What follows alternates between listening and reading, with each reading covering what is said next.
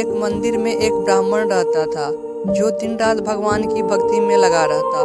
ब्राह्मण की एक पुत्री थी जिसका नाम लक्ष्मी था। ब्राह्मण रोज सवेरे उठकर भगवान की पूजा पाठ में लग जाता।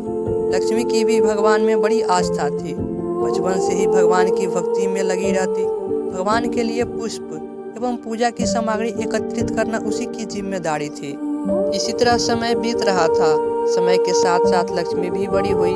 अब ब्राह्मण को लक्ष्मी के विवाह की चिंता सताने लगी थी। एक दिन ब्राह्मण ने सोचा, क्यों न मैं मंदिर में कथा करना शुरू कर दूं, जिससे कि चढ़ावे में कुछ पैसा आने से मुझे थोड़ी आमदनी भी हो जाएगी और गांव वालों में भी भगवान के प्रति आस्था भी बढ़ेगी।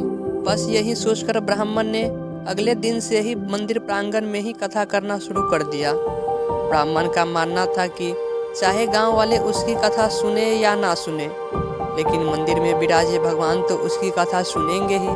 प्रथम दिन तो कोई नहीं आया, फिर भी ब्राह्मण अपना कथा भगवान को पूरी आस्था से सुनाया। अब ब्राह्मण की कथा में कुछ गांव वाले आना शुरू हो गए। एक दिन गांव का ही एक कंजूस सेठ मंदिर में भगवान के दर्शन करने के लिए आया और दर्शन करने के बाद मंदिर की परिक्रमा करने लगा। तभी उसे मंदिर के अंदर कुछ आवाज़ें सुनाई दी। उसने मंदिर के पीछे की दीवार पर कान लगाकर सुना तो मंदिर के अंदर दो लोग एक दूसरे से बात कर रहे थे। वह बड़े ध्यान से सुनने लगा। मंदिर के अंदर भगवान राम और हनुमान जी आपस में बात कर रहे थे। भगवान राम जी ने ब्राह्मण की कन्या के कन्यादान के लिए 1000 रुपयों का प्रबंध करने के लिए बोल रहे थे। भगवान राम का आदेश पाकर हनुमान जी ने ब्राह्मण को 1000 रुपये दिलवाने के लिए राजी हो गए। सेठ ने अपना दिमाग लगाया और सोचा, क्यों न आज इस ब्राह्मण को ठगा जाए।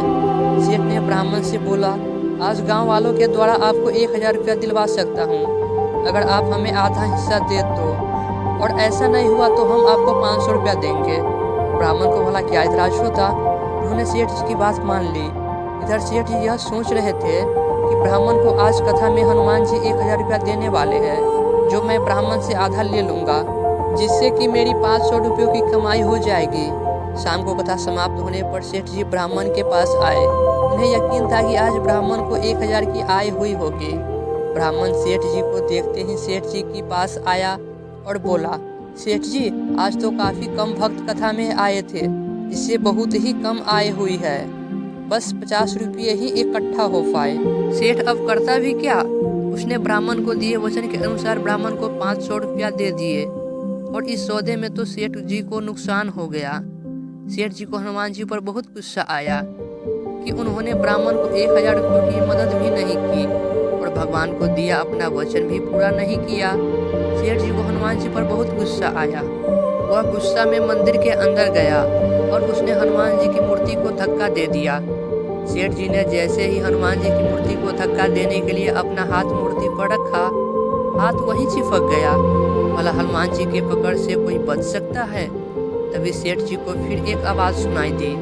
अब भगवान राम हनुमान जी से ब्राह्मण को 1000 रुपये देने के बारे में पूछ रहे थे।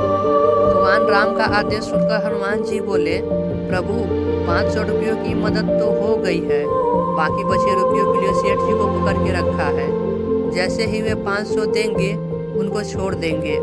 सेठ जी ने जैसे ही भगवान राम और हनुमान जी के बीच की बात सुनी, उसने सोचा, अगर गांव वालों ने देख लिया कि मैं हनुमान जी की मूर्ति को धक्का मार रहा था और हनुमान जी ने मुझे पकड़ लिया है, तो मेरी बहुत बदनामी होगी। बस फिर क्या था। सेठ जी ने हनुमान जी को ब्राह्मण को 500 रुपया देने का वादा किया। हनुमान जी ने सेठ की बात मानकर उसका हाथ छोड़ दिया और सेठ जी ने अपने वादे के अनुसार ब्राह्मण को 500 रुपया दे दिए और सर पकड़कर वहां से चलते।